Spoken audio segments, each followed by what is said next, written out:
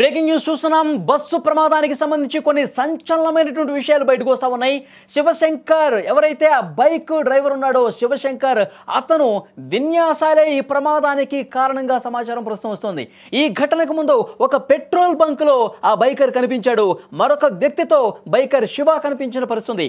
ఈ బస్సు ప్రమాదానికి కారణమైనటువంటి ఆ బైక్ వ్యక్తి నడిపినటువంటి వ్యక్తి ఎవరైతే ఉన్నారో ఆ వ్యక్తి సీసీ ఫుటేజ్లో అతనికి సంబంధించిన దృశ్యాలు కొన్ని బయటకు వచ్చాయి. సరిగ్గా ఈ ప్రమాదం జరగటానికి ఒక అరగంట ముందు ఓ పెట్రోల్ బంకులో అతడు కొన్ని విన్యాసాలు చేశాడు. దానికి సంబంధించినటువంటి దృశ్యాలు మీరు స్క్రీన్ మీద చూస్తున్నారు. మద్యం మత్తులో బైక్తో విన్యాసాలు చేశాడు. చూడండి, పెట్రోల్ బంక్ దగ్గర ఆ బైక్ని సింగిల్ హ్యాండ్తో స్టాండ్ వేసి ఉన్నటువంటి బైక్ని చుట్టూరా రౌండ్గా ఏ విధంగా తిప్పాడో ఒక్కసారి మీరు స్క్రీన్ మీద చూస్తూ ఉన్నారు. తర్వాత వెళుతున్నప్పుడు చూడండి, అక్కడే పడబోయాడు. అక్కడ బైక్ని వేగంగా ర్యాష్గా డ్రైవ్ చేస్తూ అక్కడ అప్ నుంచి డౌన్కి ఇట్లా వెళ్ళే టైప్ సమయంలోనే ఒక్కసారి స్కిడ్ అని చూడండి, అక్కడే పడేవాడు.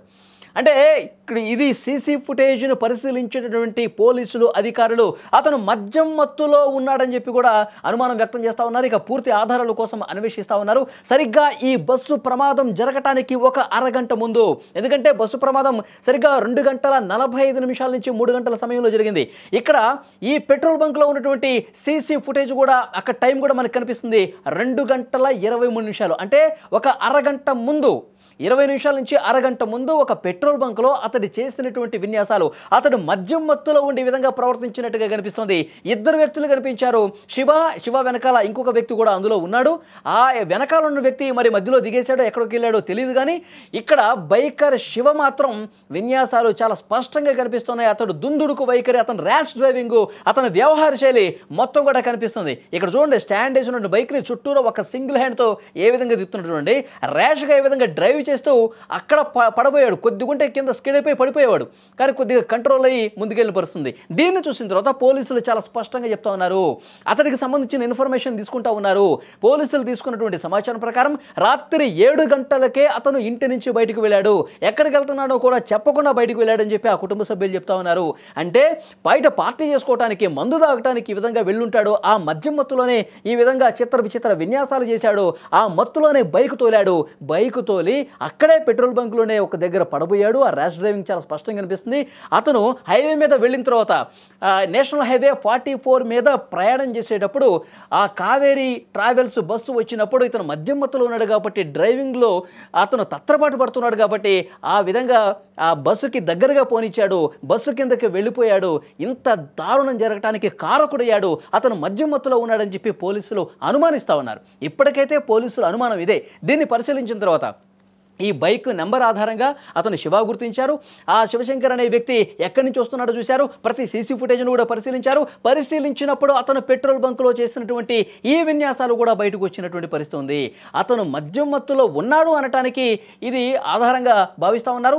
ఇతను ఎక్కడ మద్యం తాగాడు, మద్యం తాగితే ఆ మద్యం ఎక్కడ కొన్నాడు, ఇవి కూడా అతి త్వరలోనే సీసీ ఫుటేజ్లో బయటకు వస్తాయి.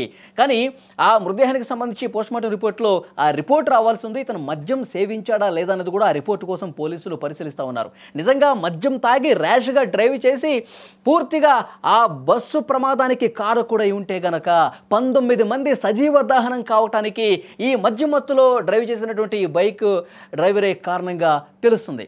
ఎంత దుర్మార్గం చూడండి, ఎంత దారుణం చూడండి. నిజంగా ఇతను మద్యం మత్తులో ఉంటే కనుక పోలీసులు ఒక అనుమానం మాత్రమే వ్యక్తం చేస్తున్నారు. ఎందుకంటే అతని పరిస్థితి చూసిన తర్వాత, అతను అక్కడ బిహేవియర్ చూసిన తర్వాత, అక్కడ ర్యాష్గా డ్రైవ్ చేయడం చూసిన తర్వాత ఇతను దాదాపు మద్యం తాగుంటాడని చెప్పి అనుమానిస్తున్నారు. ఎందుకంటే ఆధారాలు కావాలిగా, పోలీసులకి ఆధారాలు పరిశీలించాలిగా. పూర్తి స్థాయిలో ఆ రిపోర్ట్ వచ్చిన తర్వాత మద్యం సేవించి బైక్ నడిపాడు అని తెలుసుకున్న తర్వాత అసలు విషయం బయటకు వచ్చే అవకాశం కనిపిస్తుంది. అన్ని సీసీ కెమెరాలు ఫుటేజ్లు కూడా పోలీసులు బయటకు తీస్తూ ఉన్నారు. ఇక్కడ టైం కూడా రికార్డ్ అవుతుంది. సరిగ్గా 2 గంటల 24 నిమిషాలు, అంటే ప్రమాదం జరగటానికి ఒక 1/2 గంట 20 నిమిషాల ముందు ఇతను అక్కడ కనిపించాడు, అక్కడ పెట్రోల్ బంక్లో. అయితే 19 మంది సజీవ దహనం అయ్యారండి. 19 కుటుంబాలు పూర్తిగా ఛిద్రమైపోయినటువంటి పరిస్థితి ఉంది.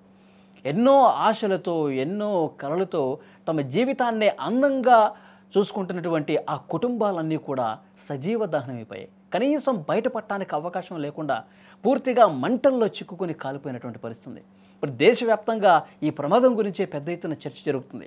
ప్రైవేట్ ట్రావెల్స్ యాజమాన్యాల అక్రమాలు అవి కనిపిస్తూ ఉన్నాయి. వాళ్ళ నిబంధనలకు పాతరేసి కనీసం నిబంధనలు పాటించకపోవడం ఒకటి కనిపిస్తోంది. సరైనటువంటి సేఫ్టీ మెజర్స్ పాటించకపోవటం ఒకటి కనిపిస్తుంది. ఈ విధంగా ర్యాష్ డ్రైవింగ్లు చేసి మద్యం మత్తులో తాగేసి ప్రమాదాలకు గురి చేయడం ఇది ఒకటి కనిపిస్తోంది. సో వీటి మీద చాలా కఠినంగా వ్యవహరించాల్సినటువంటి అవసరం ఉంది. ఈ ప్రమాదాలు భవిష్యత్తులో జరగకుండా ఉండటానికి ఏవైతే చర్యలు అవసరమో అవి తీసుకోవాల్సిన అవసరం ఉందని చెప్పి చాలా స్పష్టంగా అధికారులు భావిస్తూ ఉన్నారు, ప్రభుత్వాలు భావిస్తున్నటువంటి పరిస్థితి ఉంది. కానీ ఈ వీడియో చూసిన ప్రతి ఒక్కరు కూడా ఇదే అనుమానం కలుగుతుంది, అతను తాగున్నాడు, లేదంటే అతను నార్మల్గా ఉంటే ఆ బైక్ని నార్మల్గానే తిప్పేవాడు, నార్మల్గానే కూర్చునేవాడు, నార్మల్గానే డ్రైవ్ చేసేవాడు. కానీ సింగిల్ హ్యాండ్తో ఒక హీరోయిజం చూపిస్తున్నాడంటే అతను మత్తులో ఉన్నాడు అన్నది కూడా పోలీసుల అనుమానం బలపడటానికి ఒక కారణం. మళ్ళీ డ్రైవ్ చేసేటప్పుడు అతను తత్తరబాటుకు గురవటం అది కూడా ఒక కారణం. సో డెఫినెట్గా మరికొన్ని ఆధారాలు, మరికొన్ని సంచలనమైనటువంటి విషయాలు అతి త్వరలోనే బయటకు వస్తుంది. నిజంగా తాగేసి 19 మంది కుటుంబాల్లో పూర్తిగా శోకాన్ని నింపినటువంటి పరిస్థితి ఉంది. పూర్తి స్థాయిలో ఇన్వెస్టిగేషన్ జరుగుతుంది. ఆంధ్రప్రదేశ్ ప్రభుత్వం 16 బృందాలు ఏర్పాటు చేసింది. 4 బృందాలు కేవలం ఇన్వెస్టిగేషన్ కోసమే చేస్తున్నటువంటి సిచ్యువేషన్ ఉంది. సో వాస్తవాలు అతి త్వరలోనే ఇంకా బయటకు వస్తాయి.